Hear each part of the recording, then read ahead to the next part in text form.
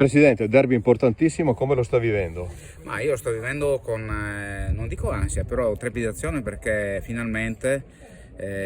dopo tanto tempo, entrambe le società che, se sapete, collaboriamo a livello di settore giovanile, ci giochiamo, diciamo, una posizione importante, ma con lo spirito giusto, nel senso agonismo sano, la competizione sana, comunque all'interno di un gruppo che sono al 90% sono tutti amici e conoscenti, hanno giocato prima, qualcuno di loro hanno giocato da noi, quindi lo sto vivendo con trepidazione, non vedo l'ora che inizi e non vedo l'ora che anche le persone che verranno a vedere la partita si divertano e non vedo l'ora che i ragazzi si divertano giocando, soprattutto perché questo è l'importante. Sicuramente sarà una partita molto intensa